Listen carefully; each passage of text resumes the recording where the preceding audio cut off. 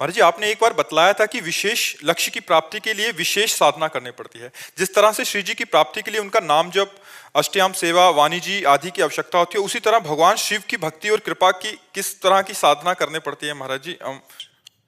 सबसे पहली साधना है, किसी भी भगवान को प्रसन्न करना हो तो अपने को उनके हवाले कर दो। इसे शरणागति कहते हैं। जैसे भगवान शंकर मन वचन कर्म से, हे शिव मैं आपका हूं। सबसे पहली जरूरत है अपने आप। शिव को ये सांसारिक वस्तुएं नहीं चाहिए। लोग भगवान को क्या समझ रहे हैं? अरे अनंत ब्रह्मांड जिनके एक संकल्प में प्रकट हो गए, उन भगवान के बच्चे तुम हो यार।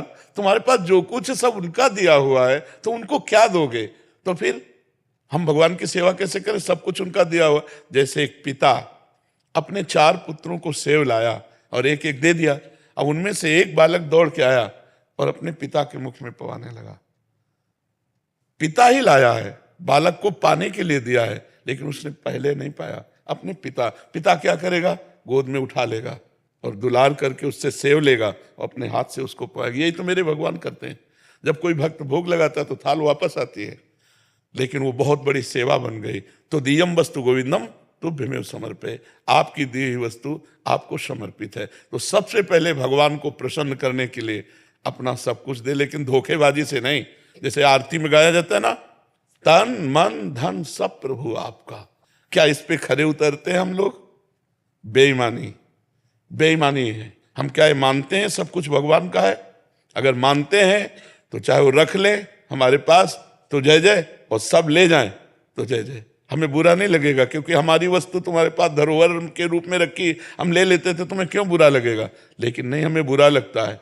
हम लोग केवल जबान से कहते तन मन धन सब तेरा, हम खरे नहीं उतरते। अगर खरे उतर जाए तो केवल कहने मात्र से भगवान की प्राप्ति हो जाएगी, क्योंकि भगवान आपको दिए यार। भगवान को कुछ लक्ष्मी जी चरण दाबती रहती है, लक्ष्मी जी की तरफ नहीं हेरते, वैसे अपने आनंद में मगन रहते। हमारे भगवान की माया में एक पहाड़ है जिसका नाम सुमेर पर्वत है। 4 लाख योजन का है। 4 लाख योजन, 1 योजन माने 4 कोस, 1 कोस माने 3 किलोमीटर। 4 लाख योजन का सोने का पहाड़, उनको तुम किलो 2 किलो का मुकुट चढ़ा दिए तो कोई बहुत बड़ी बात कर दिए।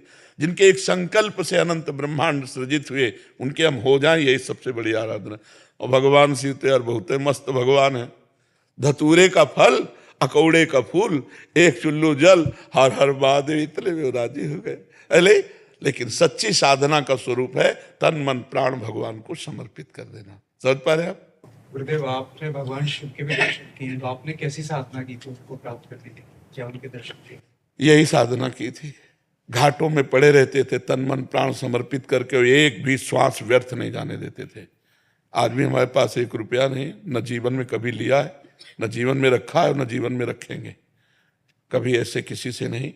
जो आ जाता भोजन घाट में, कभी भरपेट भोजन नहीं मिलता था। कभी कोई इतना सतुआ, कभी एक बर्फी। अब आज तो भगवान जैसे रख रहे हैं वैसे रह रहे हैं।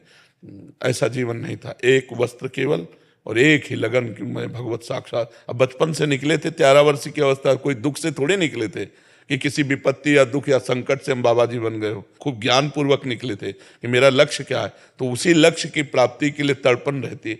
अब 13 से लेके 55-56 का शरीर होगा, इतनी आयु पूरी व्यतीत हुई है केवल भगवान में।